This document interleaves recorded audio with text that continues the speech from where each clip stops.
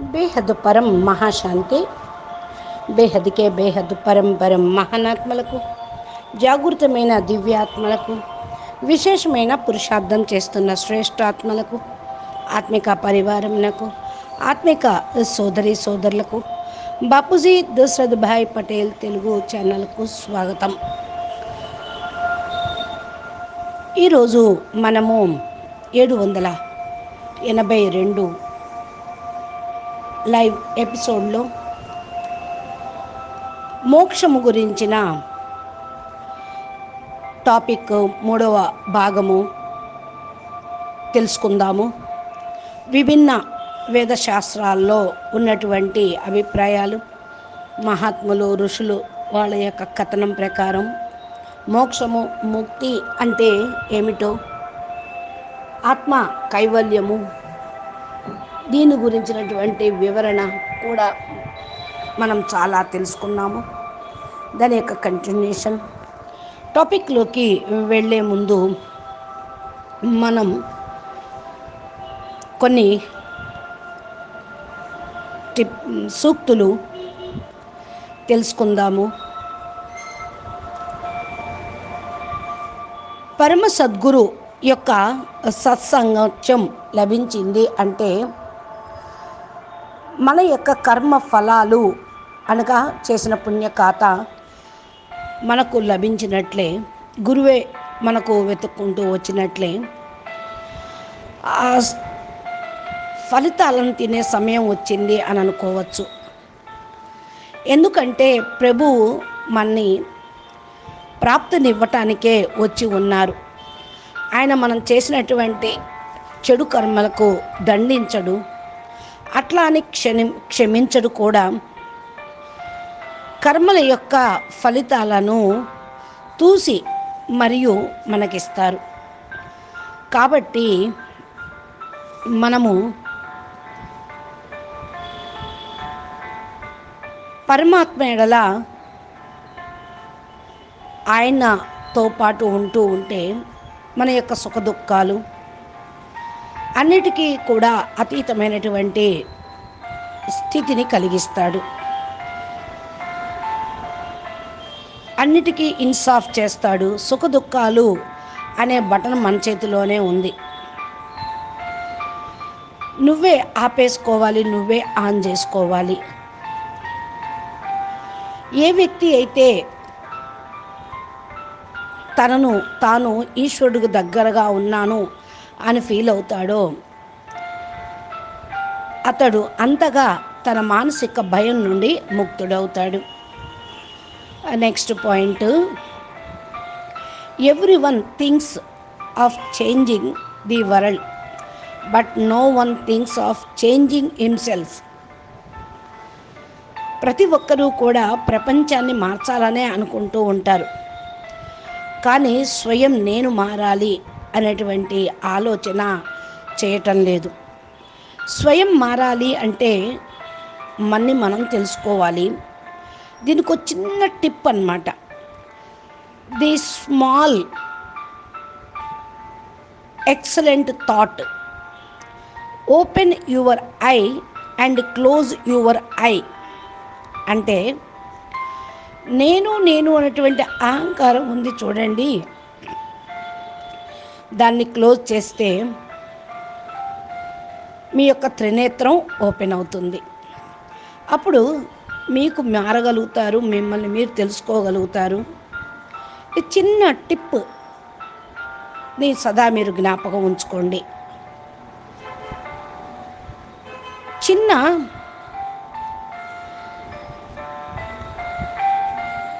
విషయమే, సూక్ష్మమే, కానీ మోక్షంని ఇచ్చేది. నెక్స్ట్ పాయింట్,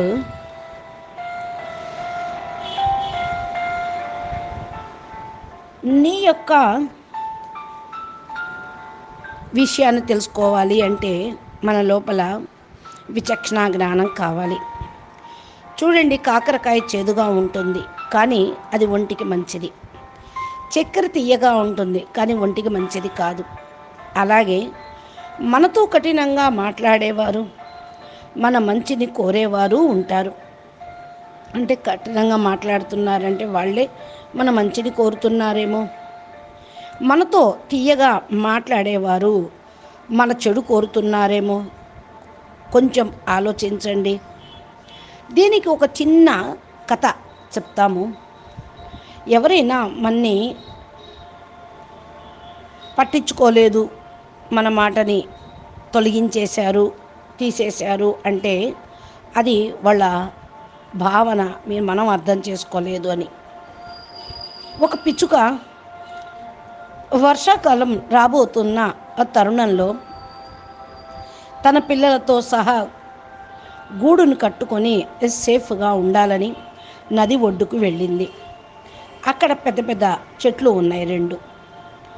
ఆ పిచ్చుక ఒక చెట్టు దగ్గరికి వెళ్ళి, వర్షంలో నా పిల్లలు నేను రక్షించుకొనుటకు నీ కొమ్మ పైన నేను గూడు కట్టుకుంటాను అని అడిగింది. ఆ చెట్టు అందరికీ ఆశ్రయం ఇచ్చేదే, కానీ ఈ యొక్క పిచ్చుకకు ఇవ్వను అని అనేసింది. వెంటనే ఇక ఆ పిచ్చుక 2వ చెట్టు దగ్గరికి వెళ్ళి అడిగింది. అది అనుమతి ఇచ్చింది. ఇంకా గూడు కట్టుకొని పిచ్చుక పిల్లలు ఉంటూ ఉన్నాయి. ఇక వర్షాకాలం రానే వచ్చింది, కురుస్తూనే ఉన్నది. ఒకరోజు కుంభపోత వర్షం కురుస్తూ ఉంది. మొదట చెట్టు ఆ తాకిడికి తట్టుకోలేక కూకటి వేళ్లతో సహా పెకిలించబడి చెట్టు కూలిపోయి నీళ్ళల్లో కొట్టుకుపోయింది. ఆ నీళ్ళల్లో నదిలో కొట్టుకుపోతున్న సమయంలో 2వ చెట్టు దగ్గరకు వచ్చేటప్పటికి ఆ పిచ్చుక ఆ చెట్టును చూసి, ఆ రోజు నేను నీ యొక్క కొమ్మ పైన ఆశ్రయం కావాలని అడిగినప్పుడు నువ్వు నిరాకరించావు, ఆశ్రయం ఇవ్వలేదు. దానికి శిక్షగా భగవంతుడు నిన్ను కూకటి పేళ్లతోటి పెకిలించి కింద పడేసేటట్టు చేశారు, నువ్వు నీళ్ళల్లో కొట్టుకుపోతున్నావు అని అనేసింది. అప్పుడు ఆ చెట్టు శాంతచిత్తంగా, నా యొక్క చెట్టు కొమ్మలు బలహీనంగా ఉన్నాయని నాకు తెలుసు, వర్షాకాలము ఈ కాలంలో అవి నిలవని కూడా నాకు తెలుసు, నీ ప్రాణాలు నీ పిల్లల ప్రాణాలు ఎక్కడ పోతాయో అని నేను ఆశ్రయం ఇవ్వలేదు.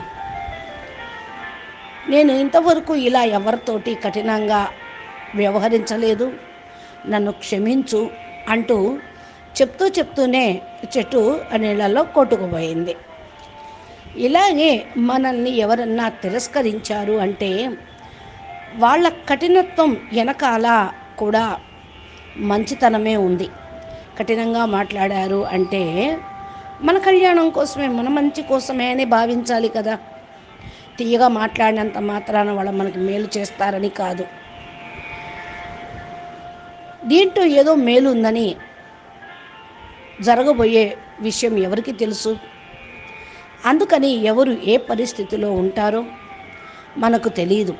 అందుకని ఎవరి చరిత్రనైనా సరే వాళ్ళ శీలత్వాన్ని అప్పటి వాళ్ళ వర్తమాన వ్యవహారాన్ని బట్టి నిర్ణయించుకోవద్దు. ఇదే చేదు తీపి యొక్క విషయము. అందుకనే ఇక్కడ కూడా చెప్తూ ఉంటారు, behaviour is always greater than knowledge. అంటే మన బిహేవియరు ఎలా ఉంటుందంటే నాలెడ్జ్ కంటే చాలా గొప్పది అన్నట్టు. ఆ జ్ఞానం ఉంటేనే మన బిహేవియర్ని మార్చుకోగలుగుతూ ఉంటాం. తమలోని తప్పులని చూసుకునే దృష్టి అన్నిటికంటే చాలా మంచి దృష్టి. మీరు జీవితంలో సఫలతను పొందాలి అంటే కష్టపడాలి. కష్టం మీద విశ్వాసం అనేది ఉండాలి. కష్టపడందే లభించదు ఏమీ. ఇది ఒకటి సదా గుర్తుపెట్టుకోండి. నెక్స్ట్ పాయింట్, మృత్యువు వయసును చూడదు. ఎవరు దొరికితే వారిని తన వెంట తీసుకొని వెళ్ళదు. రంగు, ముఖం, ఆయుష్ ఇవి కూడా చూడదు. వాళ్ళ ఆయుష్ తీరితే తప్పకుండా వెంట పెట్టుకొని వెళ్ళిపోతుంది. అందరిపైన చెయ్యిని సమానంగానే నింపుతుంది. Life is as a good as you make it. అంటే ఏంటంటే నీ జీవితాన్ని నువ్వే చాలా చక్కగా తయారు చేసుకోవాలి అని చెప్తూ ఉన్నారు. ఇకపోతే చూడండి, ఉపవాసము జాగారాలు చెయ్యాలి అని ఎంతో ప్రయత్నం చేస్తూ ఉంటారు. ఇక్కడ ఒక మంచి సూక్తి చెప్తూ ఉన్నారు. కేవలం అన్నం యొక్క ఉపవాసమే ఎప్పుడు ఎందుకు చెయ్యాలి? లోభాన్ని వదిలేద్దాం, లాలచత్వాన్ని, మోసాన్ని, కామ క్రోధాన్ని, చెడు ఆలోచనలను ఉపవాసం చేద్దామని ఎందుకు కోరుకోకూడదు? ఇవి చేస్తే జీవితమే మారిపోతుంది, చరిత్రే మారిపోతుంది. అందుకని సదా ఏది ఉపవాసం ఉండాలో తెలుసుకోండి అని చెప్తూ ఉన్నారు. ఇకపోతే మనం టాపిక్లోకి వెళ్తే, మోక్షం గురించి మనము వివిధ మంది యొక్క అభిప్రాయాలను తెలుసుకున్నాము. ఇక పౌండరీకుడు, జయ విజయులు సాయుధ్య ముక్తి పొందలేదు అంటే వాళ్ళు భయంతో కృష్ణుణ్ణి జ్ఞాపకం చేస్తూ తదాత్మీయం అవుతూనే స్మృతి చేస్తూనే ఉన్నారు. సారూప్య ముక్తి పొందారు వీళ్ళు, సాయుధ్య ముక్తి పొందలేదు అంటూ ఉన్నారు.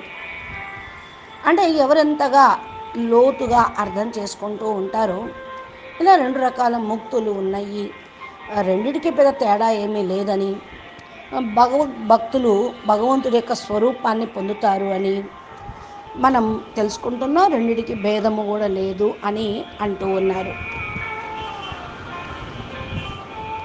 అంటే ఒకటి భగవంతుడి లాగే ఉంటారు, భగవంతుడితోటి ఇమిడిపోతూ ఉంటారు.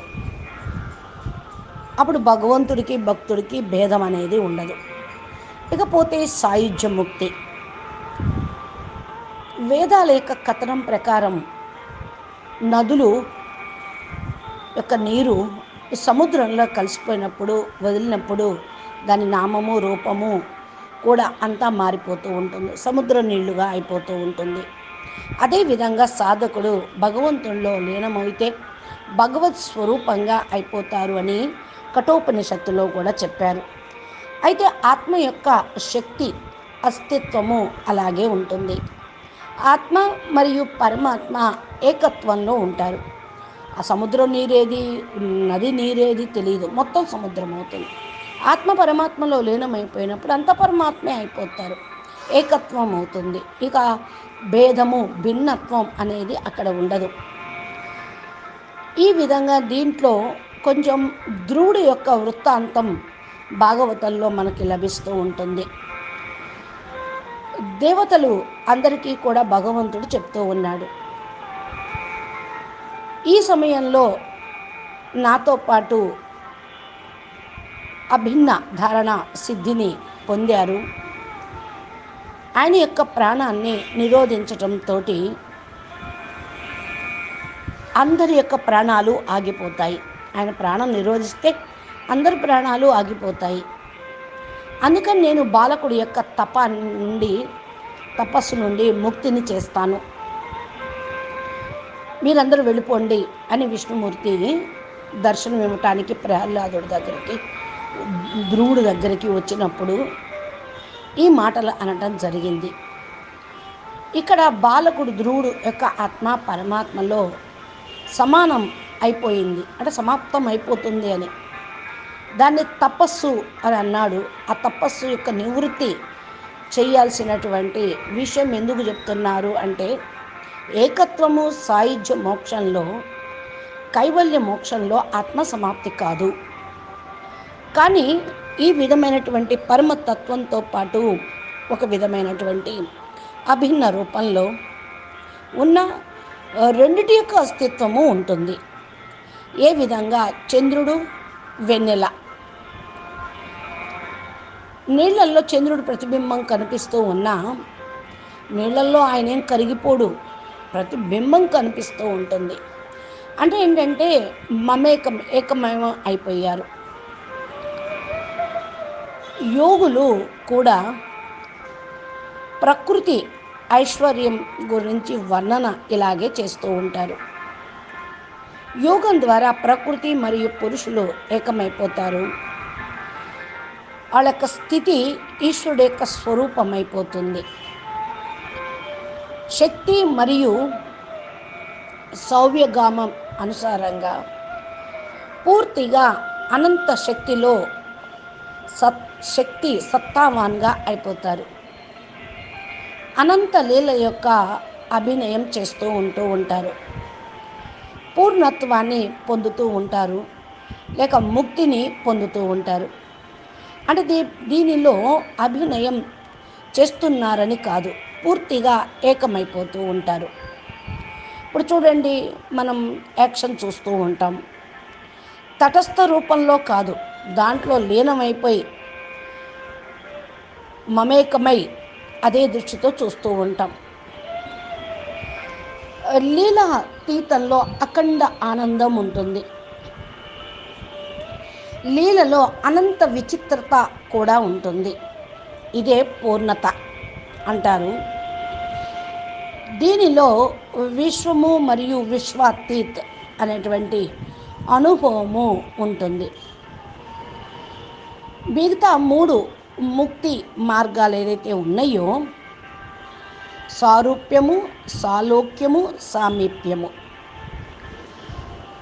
దీనిలో శరీరము, మనసు, బుద్ధి మరియు ఇంద్రియాలు ఉంటాయి. ఇక్కడ రాజా జనకుడు వ్యాసుడు పుత్రుడైన సుఖదేవుడుకు ముక్తి యొక్క స్వరూపాన్ని చెప్పాడు. జనక మహారాజు వ్యాసుడు కొడుకైన సుఖదేవుడికి ముక్తి యొక్క స్వరూపం గురించి వర్ణించాడు. ముక్తి జీవన్ముక్తి పొందాడు కదా జనకుడు. ఆయనకి చిన్న పిల్లవాడు కదా, రాజా జనకుడి దగ్గర విద్య నేర్చుకోమని వ్యాసుడు పంపించాడు. అక్కడ ఆయన గురువై సుఖదేవుడికి చెప్పడం జరిగింది. మహోపనిషత్తు 2వ అధ్యాయంలో ముక్తి యొక్క స్థితిలో జీవుడు యొక్క ఉత్పత్తి లేదు అని, అది అవినాశిగా ఉంటుంది ఎప్పుడు అని, దానికి లయము కాదు విలయము కాదు అని, స్థితి సత్ చిత్ ఆనందంగా ఉంటుందని, సత్తుగా ఉంటుంది, అసత్తుగానూ ఉండదు, సత్తుగానూ ఉండదు, దురస్థగా ఉండదు, దానిలో అహంభావము ఉండదు, పరాయి భావము ఉండదు, విదేహ ముక్త గంభీర స్థితి ఉంటుందన్నమాట. దానిలో తేజము వ్యాప్తి చెంది ఉండదు, అంధకారము ఉండదు. అట్లా అంటే దానిలో అనిర్వచనీయమైన అభివ్యక్తం కానటువంటి ఒక రకమైనటువంటి శక్తి, సత్యం, అది శూన్యము కాదు, ఆకారయుక్తము కాదు, నా దృశ్యము కాదు, దృశ్యం లేనిది కాదు. దానిలో భూతము మరియు పదార్థము అంటే తత్వము లేదు, పదార్థం యొక్క సమూహము లేదు. కేవలం సత్ అనంత్ రూపంలో స్థితమై ఉంటుంది. ఈ యొక్క అద్భుత తత్వమే ఏ స్వరూపాన్ని నిర్దేశించి చెప్పటానికి వీల్లేదు. దాని స్వరూపం ఇలా ఉంది, అలా ఉంది అని వర్ణించి చెప్పడానికి వీలుండదు.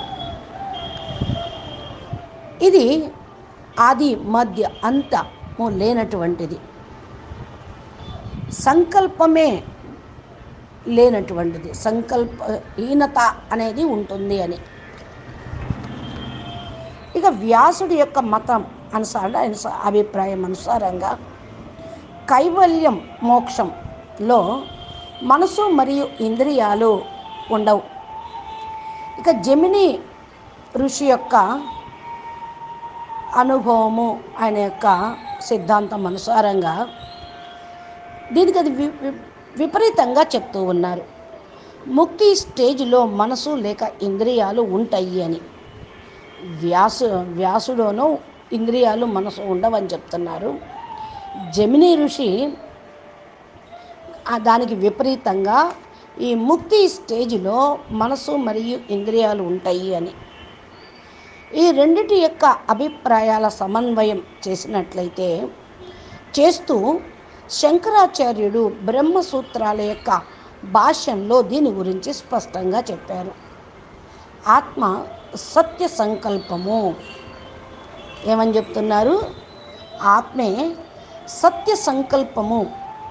ఎప్పుడైతే శరీరాన్ని తీసుకుంటుందో అది సంకల్పంతో తీసుకుంటుంది. అంటే నేను శరీరాన్ని తయారు చేసుకోవాలి అని ఆత్మ గర్భంలో ప్రవేశించినప్పుడు సూక్ష్మ శరీరం యొక్క కార్డు అయితే బాపు చెప్తూ ఉంటారో శరీర ఆకృతి ఆత్మ సంకల్పంతో చేసుకుంటూ ఉంటుంది. అప్పుడే దాని దగ్గర శరీరానికి సంబంధించినంతా వస్తుంది. అప్పటి వరకు అశరీరిగానే ఉన్నది శరీరాన్ని సంకల్పంతో తయారు చేసుకుంటుంది. అంటే దీని యొక్క తాత్పర్యం ఏంటి అంటే ఆత్మ శక్తి ఎప్పటికీ కూడా లోపించదు, నష్టం కాదు, కోల్పోదు అని. ఆత్మ తన శక్తిని ఎప్పుడూ కోల్పోదు అని ఇది పద్మ పురాణంలో చెప్పడం జరిగింది.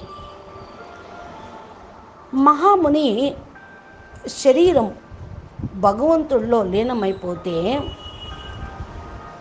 మహాముని యొక్క శరీరము భగవంతుడిలో లీనమైపోయింది. మరలా నారాయణ ముని రూపంలో ఆయన ప్రకటితమయ్యారు.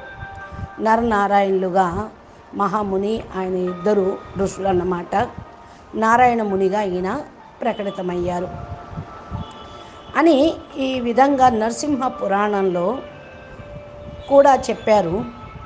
బ్రాహ్మణుడు మరియు వేశ్య ఇద్దరు ఒకేసారి భగవంతుడిలో లీనమైపోయారు. తరువాత వాళ్ళు పునః పత్రితో సహా ప్రహ్లాదుడు రూపంలో ప్రకటితమయ్యాడు. ఈ యొక్క కథ నరసింహ చతుర్దశి వ్రత ప్రసంగంలో చెప్పడం జరిగింది. దానిలో వస్తుంది ఇది. అన్నిటికంటే ముఖ్యమైనది ఆత్మ యొక్క శక్తి ఎప్పటికూ సమాప్తం కాదు అన్న పాయింట్ చాలా ఇంపార్టెంట్ ఇక్కడ. ఇది తప్ప ఇంకా ఏ శక్తి సాముష్టి ముక్తి గురించి వీరు తప్ప ఇంకెవరు చెప్పలేదు. దీనిలో ఐశ్వర్య భగవాన్కు ఎంతెంత భక్తి చేస్తూ ఉంటారో ఇవన్నీ కూడా ఆ భక్తితోటే ప్రాప్తి పొందారు అని కూడా వర్ణిస్తూ ఉన్నారు. అయితే పైకి వెళ్ళిన తర్వాత అన్ని రకాల మోక్షంలోనూ భక్తులు భగవంతుల్లాగా అయినా వారిలో జగత్తును తయారు చేసేటువంటి శక్తి, పాలన చేసేటువంటి శక్తి, సంహారం చేసేటువంటి శక్తి మాత్రం వారికి ఉండదు. అంటే భగవంతుడిలో లీనమైపోయారు, భగవంతుడు సమానంగా అయ్యారు, సామీప్యము, సారూప్యము, సాయుధ్యం అంటూ ఉన్న ఈక్వల్ టు గాడ్గా అవుతారు. ఈక్వల్ టు గాడ్ అంటారు, గాడ్ అనరుగా. అందుకనే గాడుకున్నటువంటి సృష్టి స్థితి లయ కారకులుగా అయినటువంటి కర్తవ్యాలు జగత్తును సృష్టించటం, పాలన చేయటం, సంహారం చేసే శక్తి సమానమైనటువంటి మోక్షం పొందినటువంటి భగవాన్ సమానంగా, ఈశ్వరుడు సమానంగా అయిన వారికి లభించదు. ఇంకా వారికి వారి కర్మల అనుసారంగా జీవులకు ఫలితాన్ని ఇచ్చేటువంటి శక్తి కూడా వారికి ఉండదు. ఇవన్నీ కూడా భగవంతుడి దగ్గరే ఉంచుకుంటాడు. అంటే ఇతరుల యొక్క కర్మ సిద్ధాంతాన్ని మీ చేతిలో తీసుకోవటానికి వీల్లేదు. ఇక్కడ చెప్పబడుతుంది అదన్నమాట. భగవంతుడిలాగా అయినా నీవు తదాస్తు అంటూ ఇతరులకు కర్మభోగాన్ని సమాప్తి చేసే శక్తి పరమాత్మ పైన ఉన్నాయన నీకు ఇవ్వడు. కర్మ బంధన ఉన్న వాటిని ఇతరులకి నష్టం చేయగల శక్తి నీకు ఉండదు. కేవలం నీ ఆత్మ యొక్క జాగృతి చేసుకునే శక్తి మాత్రమే నీకుంటుంది. ఈ శక్తులన్నీ పైన ఆయన భగవంతుడి దగ్గరే పెట్టుకుంటాడన్నమాట. సంకల్పం చేసి నీ ఆత్మని జాగృతం చేసుకునే శక్తే నీ దగ్గర ఉంటుంది. విల్ పవర్ ఉంది. విశ్వ కళ్యాణం చేయుటకు, ఆత్మ కళ్యాణం చేయుటకు ఆత్మ దగ్గర ఉండొచ్చు. అయితే ఆశీర్వాదం ఇవ్వవచ్చు, అది కూడా టెంపరీగానే, పర్మనెంట్గా ఎవరిని దీవించి తదాస్తు అని చెప్పడానికి వీల్లేదు. ఏ స్థితిలో నీకు ఇలాంటి సాయుధ్యము, సామీప్యము, సారూప్యము కలిగినా కూడా కొన్ని లిమిటెడ్లోనే మీకు శక్తులు ఉంటూ ఉంటాయి. ఇక దీని గురించి ఎవరైతే భగవంతుడి యొక్క వాస్తవిక భక్తులుగా ఉంటూ ఉంటారో, అసలు ఈ 5 రకాల ముక్తులు ఏవైతే ఉన్నాయో వారు కోరుకోరు. వాళ్ళు కేవలం భగవంతుడి సేవనే కోరుకుంటూ ఉంటారు. భగవంతుడు ఆరంభంలోనూ ఇలాగే ఉంటారు. అందుకనే భక్తులు కూడా భాగవతం యొక్క ఆరంభంలో చెప్పిన దాని ప్రకారంగా అర్ధ ధర్మ కామ మోక్షం తప్ప ఇక వాళ్ళు ఇంకేమీ కోరుకోరు. చైతన్య మహాప్రభు మోక్షం నీ ఒక ఢాకిని అని చెప్పారు. అంటే అదొక దెయ్యం. నేను దాని నుండి అందుకని దాన్ని నేను కోరుకోవటం లేదు. జన్మ జన్మాంతరాలు పరమాత్మని యొక్క చరణ కమలాలకు శుద్ధమైన భక్తి చేస్తూ భక్తుడుగానే ఉంటాను అని చైతన్య చరితామృతంలో రాయటం జరిగింది. ఈ యొక్క జన్మ మృత్యువులు తోటి భయపడాల్సిన అవసరం లేదు. భగవంతుడితో పాటు ఉండాలి, ఇంకా అంతకంటే ఏం లేదు. అంటే సదా పరమాత్మని యొక్క స్మృతిలో ఉండాలి అనేటువంటి భావన ఉండాలి. అందుకని వాళ్ళు సదా విదేహ ముక్తులు. దేహం ఉంటుంది, విదేహిగా అయిపోతారు. వాళ్ళు కావాలంటే దేహాన్ని ధరిస్తారు, మళ్ళీ వదిలేస్తూ ఉంటూ ఉంటారు. శరీరంగా ఉన్నప్పటికీ జీవితకాలం మొత్తం కూడా వాళ్ళు ముక్తిలోనే ఉంటూ ఉంటారు, జీవన్ముక్తులు అని. మోక్షం ఇటువంటి మోక్షాన్ని పొందినటువంటి వాళ్ళు జీవన్ముక్తులు అనబడుతూ ఉంటారు. మన యొక్క జీవన్ముక్తి కూడా ఇదే. భలే మనము ఇక్కడ ఉన్నాము, బేహద్ కళా పరంధామానికి వెళ్ళాలనే సంకల్పం తప్ప ఇంకొకటి లేదు. ఎలాగంటే చిన్నపిల్లలు చూడండి, వాళ్ళకి కావాల్సింది తప్ప ఇంకేది ఇచ్చినా వాళ్ళు ముట్టుకోరు. మొండిగా నాకు అదే కావాలి, నాకు అదే కావాలి, నాకు అదే కావాలి అంటూ ఉంటారు.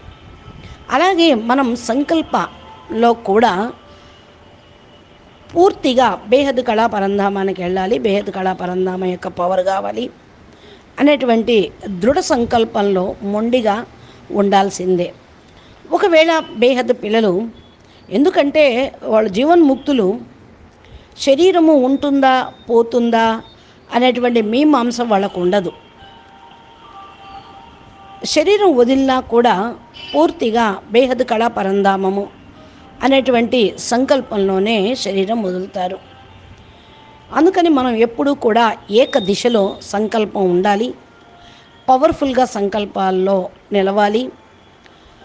మన సంకల్పంలో దివ్య స్వరూపంను ధారణ చేస్తూ నేను ఆత్మ, పరం లైట్, పరం ప్రకాశము అంటూ ఆ స్వరూపాన్ని పొందుతూ నేను అనంత కోటి బేహద్ పరం సూర్యుల యొక్క ప్రకాశం కలిగిన ఆత్మను, నా శరీరం మొత్తం కూడా పూర్తిగా పరం ప్రకాశం నుండి ఉంది అంటూ ఇట్లాగా అభ్యాసం చేస్తూ ఉన్నట్లయితే పూర్తిగా బేహద్ జీవన్ముక్తిగా మనం వెళ్ళిపోతాము.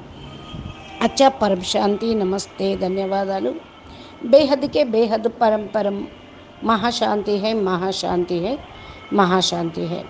బాపూజీ దశరథ్ భాయ్ పటేల్ తెలుగు ఛానల్లో బాపూజీ రోజు మా దివ్య సందేశాలు, ఈనాటి పురుషార్థానికి సంబంధించిన ధారణా పాయింట్స్, లైవ్లోని ఎపిసోడ్స్లో మంచి మంచి టాపిక్స్, మోక్షము, ముక్తి, కైవల్యము, ఎన్నో రకాలుగా టాపిక్స్ తోటి వేదశాస్త్రాల, ఉపనిషత్తుల సారంను వీడియోల రూపంలో మనకు అందిస్తూ ఉన్నారు.